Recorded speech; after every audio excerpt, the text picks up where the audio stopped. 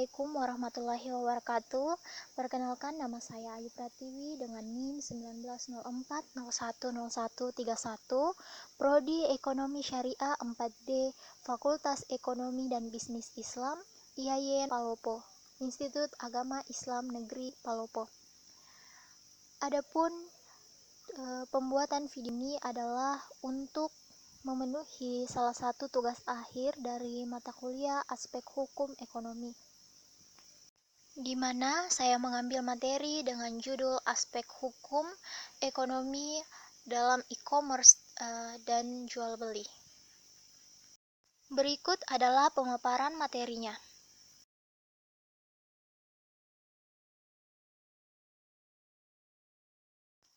Istilah e-commerce. E-commerce atau dengan kata lain electronic commerce atau perdagangan elektronik, atau dapat diartikan sebagai proses transaksi jual beli secara elektronik melalui media internet. Pada prinsipnya, syarat sah perjanjian telah diatur dalam pasal 1320 Kitab Undang-Undang Hukum Perdata KUH Paper yang merupakan acuan dalam pembuatan kontrak online. Selama kontrak online yang dibuat telah memenuhi 4 syarat sah perjanjian yang dimaksud pada pasal 1320 KUHP Perdata, maka kontrak online tersebut dapat dianggap sah dan mengikat para pihak. Nah, yang pertama ada hak dan kewajiban penjual barang atau jasa secara online. Pada dasarnya, jual beli secara online adalah satu media yang digunakan dalam melakukan transaksi jual beli. Namun, sifat dari transaksi tersebut adalah jual beli sehingga tetap merujuk pada aturan mengenai jual beli yang diatur dalam KUHP Perdata. Dalam kontrak elektronik atas transaksi jual beli online atau e-commerce, penjual memiliki hak dan tanggung jawab masing-masing. Adapun menurut seorang penulis buku dan dosen hukum ekonomi Gunawan Wijaja, kebijakan penjual dalam transaksi jual beli adalah 1. Menyertakan hak milik atas barang yang diperjualbelikan.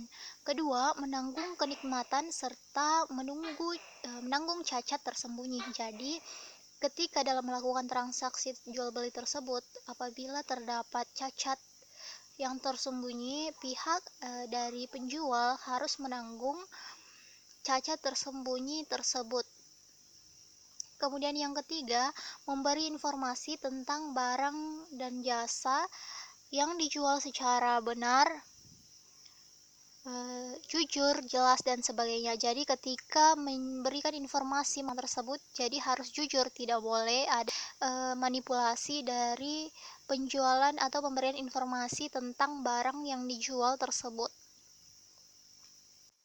Jadi memberi informasi itu harus benar-benar mengenai barang tersebut dan juga jujur, jelas dalam memberikan informasi, tidak ada yang ditutup-tutupi, dan juga terbuka dalam memberikan informasi mengenai barang atau jasa yang diperjualbelikan.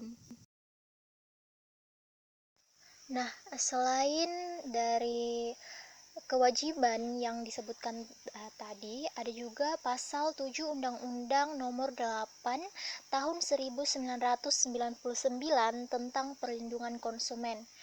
UU Perlindungan Konsumen atau Undang-Undang Perlindungan Konsumen juga mengatur bahwa seorang penjual sebagai pelaku usaha wajib memberikan ganti rugi kepada pembeli atau konsumen apabila barang yang diterima tidak sesuai dengan yang dijanjikan. Hal dilakukan agar pembeli dapat menuntut haknya apabila terjadi penipuan atas produk yang dilakukan oleh penjual. Sedangkan hak penjual berdasarkan pasal 6 Undang-Undang Perlindungan Konsumen adalah yang pertama, menentukan dan menerima harga pembayaran atas penjualan barang sesuai dengan kesepakatan antara penjual dan pembeli. Yang kedua, mendapatkan perlindungan hukum dan tindakan pembeli yang beri tekad tidak baik. Yang ketiga, hak untuk melakukan pembelaan dari sepatutnya dalam penyelesaian sengketa. Dan yang terakhir yaitu hak untuk rehabilitasi nama baik apabila terbukti secara hukum merugikan konsumen yang tidak diakibatkan oleh barang atau jasa yang diperdagangkan. Selanjutnya ada hak dan kewajiban pembeli barang atau jasa secara online.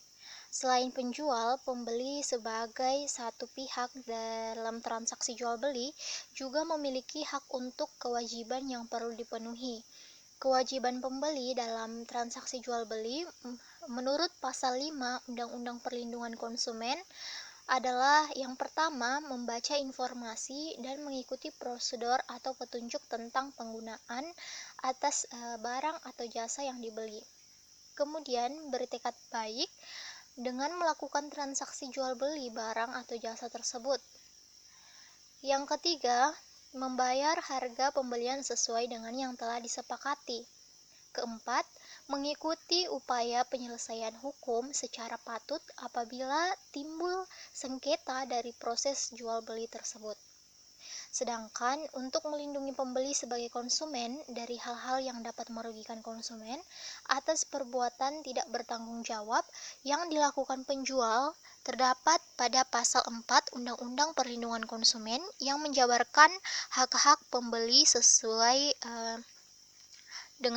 sebagai berikut. Yang pertama yaitu hak atas kenyamanan, keamanan, dan keselamatan dalam mengonsumsi barang atau jasa. Yang kedua, hak memilih serta mendapatkan barang atau jasa dengan kondisi baik.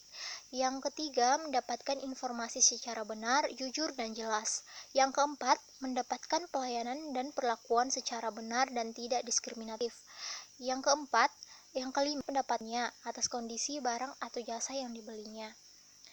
Selanjutnya yaitu mendapatkan perlindungan hukum secara patut apabila dari proses jual beli tersebut timbul sengketa. Kemudian mendapatkan kompensasi atau ganti rugi apabila barang atau jasa yang dibeli tidak sesuai dengan apa yang dijanjikan. Yang terakhir yaitu mendapatkan pembinaan dan pendidikan konsumen.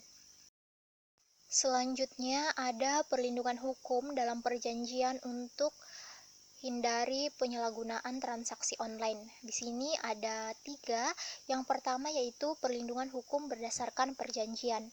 Jadi, perlindungan hukum berdasarkan perjanjian ini pada umumnya setiap transaksi online terdapat dokumen elektronik yang dibuat oleh pihak penjual yang berisi mengenai aturan atau kondisi yang harus dipatuhi antara lain jangka waktu pembayaran serta jangka waktu dan metode pengiriman.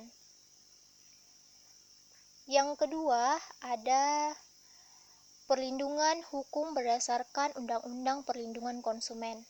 Nah, perlindungan hukum berdasarkan Undang-Undang Perlindungan Konsumen ini selain perjanjian elektronik atas transaksi jual beli, perlindungan terhadap pembeli sebenarnya telah diatur secara umum dalam Undang-Undang Perlindungan Konsumen, di mana dalam undang-undang tersebut telah mengatur hak dan kewajiban penjual dan pembeli, larangan bagi penjual, serta cara penyelesaian sengketa apabila terjadi sengketa antara penjual dan pembeli.